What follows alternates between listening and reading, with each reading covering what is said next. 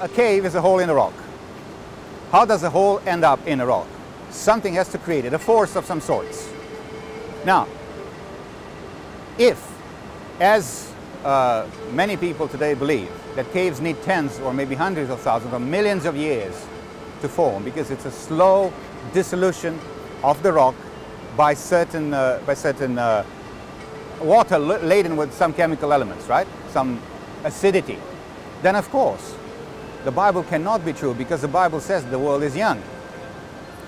So what do? Can we prove that basically caves can form quickly? Of course we can. My theory is basically just trying to compress time, right? So here you have a clear evidence. You have two different igneous rocks placed one after the other. And that's a fast process, because if this lasted for a very long time, this rock would not look this fresh first, and then you have a lot of other activities happening in there, chemical stuff and all that. So this happened in the recent past. Lava, magma actually in this case, moving through inside the earth, right? And there's the granite, and the little pieces of basalt you see here. The granite digested, it was injected into the basalt, and it took little pieces of the basalt, and you can see them floating there, quote unquote, of course, in the granite. But this is how volcanic activity actually builds the entire mountains, because all the cascades here, all the coast range as we call them, are made of granite. There's a huge amount of granite in there, and that's been in place very quickly. It didn't take millions of years to be in place like that. So what I'm trying to show you here is, for example, stalactites, stalagmites, but it's essentially what we call speleothems, little stalactites that have formed very quickly. How long it needs a stalactite, which hangs from the ceiling, or a stalagmite that grows from the bottom, to form? Is there need for millions of years? No. If you go to a show cave, you will have a guide telling you that stalagmite has been dated to 10,000 or 15,000, 60,000 years. How? By using radiometric dating. Fine. But then you go and look, this is, there's a stalagmite growing on a handrail, or maybe on the concrete sidewalk that you just laid in a cave for the show cave. Well, that couldn't have grown for hundreds of thousands of years. And they tell you, oh, that's a case of exceptionally fast growth. So here's an interesting thing. You see it happening fast, but you prefer to choose that the other ones didn't form fast. Why? Because you have to defend a worldview, which means millions of years and evolution happening. This is how cement or concrete heals itself.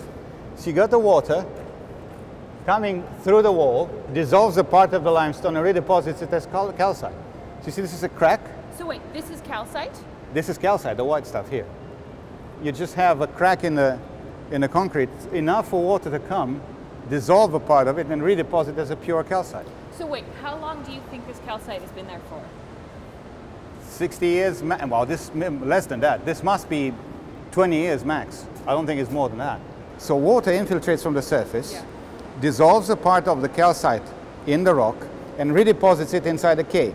Why? Because it comes through narrow cracks, the pressure is very high. The moment it reaches the cave, it loses pressure, it loses carbon dioxide, and precipitates as calcite. That's the joining of two sections of the tunnel. So the water infiltrates, and this is not limestone. That's my point. The rock itself is granite, there's no calcite in it. Right. All the calcite comes from the concrete.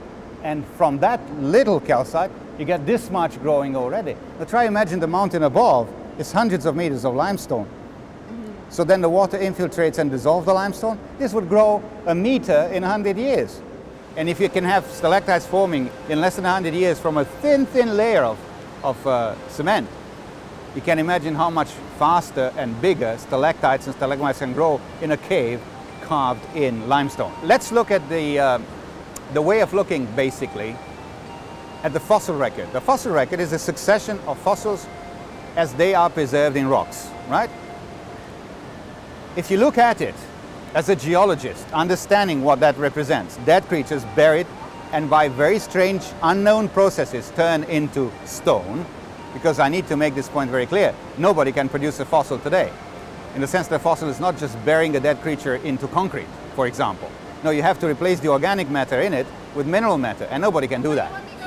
But anyway, you look at these fossils, you can only interpret them in two ways. Either they are the result of creatures having lived over a very large expanse of time, dying and some of them being preserved as fossils, and that's the evolutionary way of looking at things, or they're all the result of one global hydraulic or water catastrophe that has buried things, creatures, according to their habitat. You look, for example, at the ocean today, from the bottom to the surface, you have a very clear zonation, a very clear distribution of the kinds of creatures.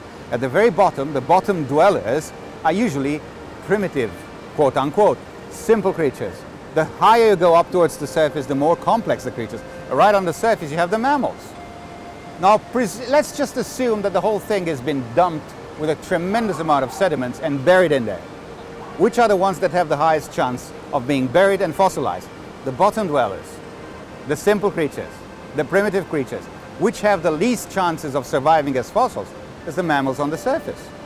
For example, nobody's ever found a human skeleton at the shipwreck site, which is older than 50 years. Why? Because the ocean itself dissolves the bones. So, the chances of mammals surviving as fossilized items in the rocks are very slim. And guess what? You look at the fossil record today. We have inventoried maybe more than 500 million individual fossils known worldwide. 99% of those are, guess what? Marine invertebrates. Creatures without a backbone that live on the bottom of the ocean. 99% of those. Dinosaurs do not represent more than, say, 0.1% of all the fossil record. Humans, virtually nothing. I mean, we know more about dinosaur history from the bones preserved in rocks than we know from humans. And allegedly humans are the most recent of them, or we should have much more evidence. We don't. If there was a global flood, it's not difficult at all to explain it, that the fossil and the rock record as the result of that. But that means one thing, that there was a global flood.